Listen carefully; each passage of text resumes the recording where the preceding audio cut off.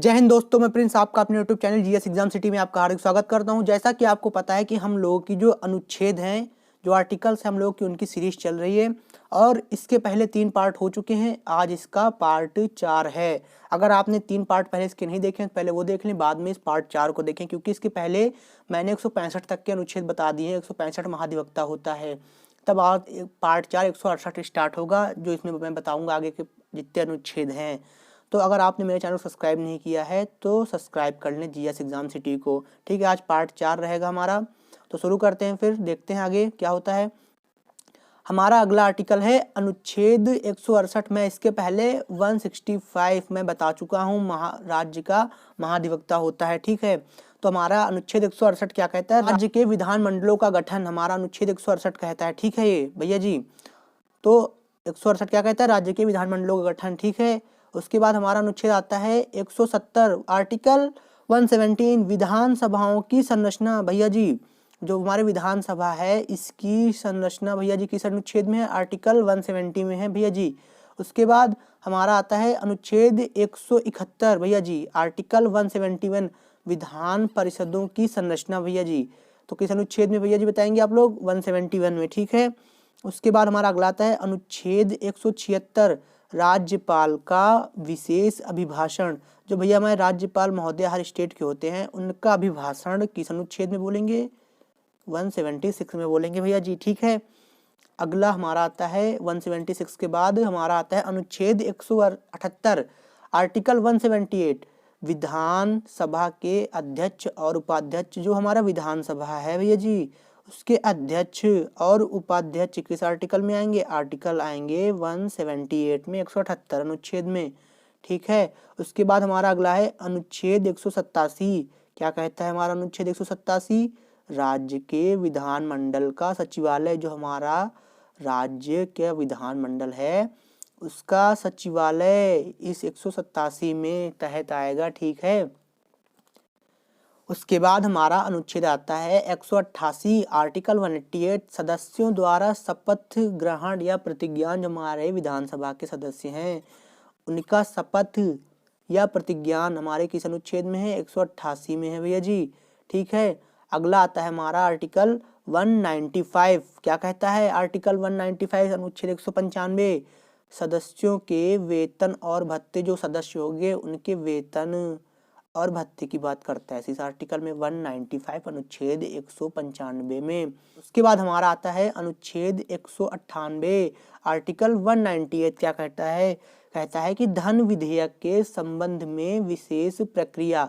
जो हमारा धन विधेयक है उसके संबंध में विशेष प्रक्रिया किस आर्टिकल में है? अनुच्छेद 198 में है।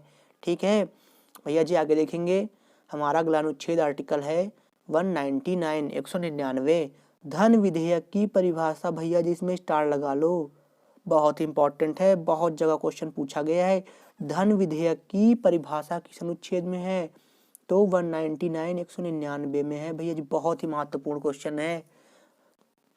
उसके बाद आपका अगला आता है अनुच्छेद 204 विनियोग विधेयक। जो हमारा विनियोग विधेयक है किस अनुच्छेद में है? 204 में है। ठीक है, उसके बाद हमारा अगला आता है अनुच्छेद आर्टिकल 210।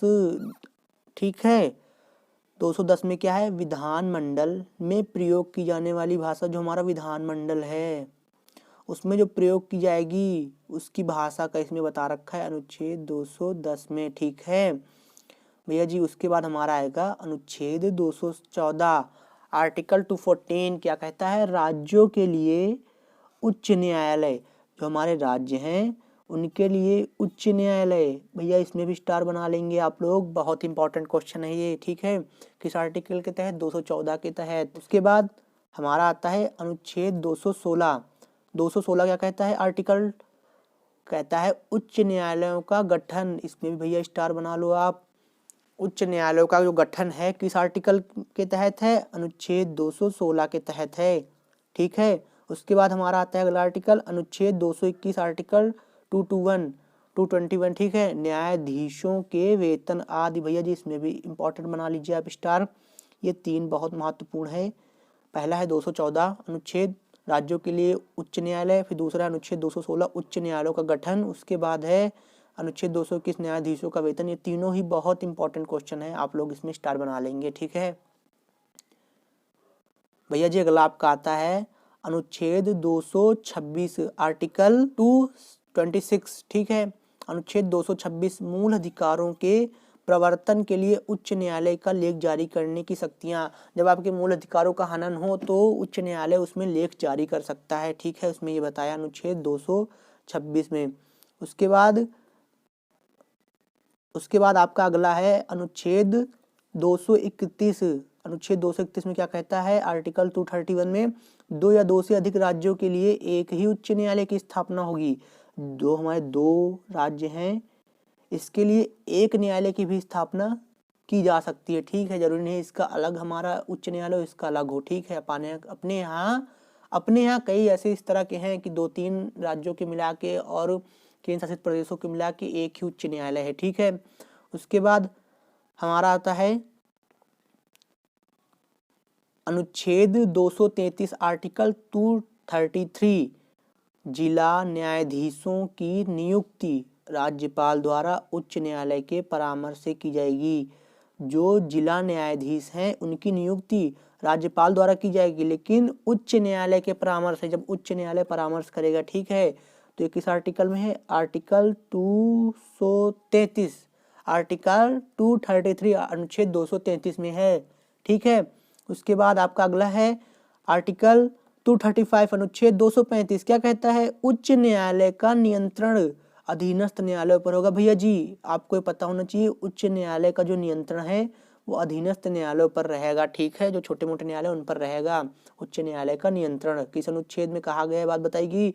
अनुच्छेद 235 में बताई गई है। ठीक है भैया जी, उसके बाद आपका अगला है अनुच्छेद 239 आर्टिकल 239 केंद्र शासित प्रदेशों का प्रशासन राष्ट्रपति द्वारा होगा। जो हमारे केंद्र शासित प्रदेश हैं, यूनियन टेरिटरी जिसे इंग्लिश में बोलते हैं, उसका प्रशासन जो है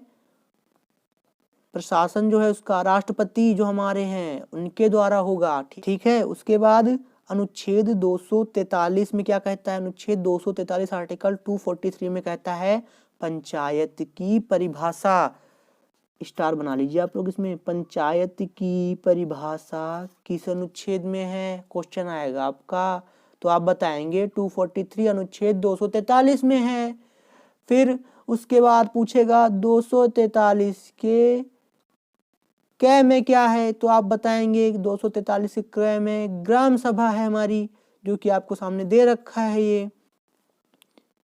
उसके बाद पूछेगा 243 के ख में क्या है? तो आप बताएंगे पंचायतों का गठन। तो याद कर लीजिए, तीनों एक ही में है। 243 के सिर्फ 243 में पंचायतों की परिभाषा है, 243 के क में ग्राम सभा है, 243 के ख में पंचायतों का गठन है। ठीक है भैया जी, उसके बाद हम लोग आगे बढ़ते हैं, देखते हैं अनुच्छेद 243 का तय। 243 का तय परिभाषा नगर पालिका की है। नगर पालिका की परिभाषा, अगर नगर पालिका संबंधी कोई भी आर्टिकल आए तो 243 का तय थे दय में मारेंगे आप लोग। तो इसमें सिर्फ परिभाषा नगर पालिका की है, अनुच्छेद 243 के तय में है। उसके बाद 243 के थ है, उसमें क्या कहता है? नगर पालिकाओं का गठन। अगर नगर पालिकाओं का गठन किस अनुच्छेद में है? क्वेश्चन अगर आपके पास आ जाए तो आप लोग इसको आसानी से करेंगे कि थ में है 243 के। ठीक है भैया जी, तो आज के लिए बस इतना ही। और इसके बाद अभी 2 पार्ट और बनेंगे, 5 पार्ट और 6, उसमें आपका पूरा आर्टिकल कंप्लीट हो जाएगा। टोटल आपके 6 पार्ट होंगे। आप इसको दोबारा भी देख सकते हैं, तो आपको अच्छी तरह से पता चल जाएंगे कि जो आपके एग्जाम में पूछे जाने वाले आर्टिकल हैं वो आपको याद हो जाएंगे। आपको रट्टा नहीं मारना पड़ेगा, और आप अपनी बुक से भी एक बार इसे पढ़ लेंगे तो आपका तो एकदम क्लियर हो जाएगा कॉन्सेप्ट।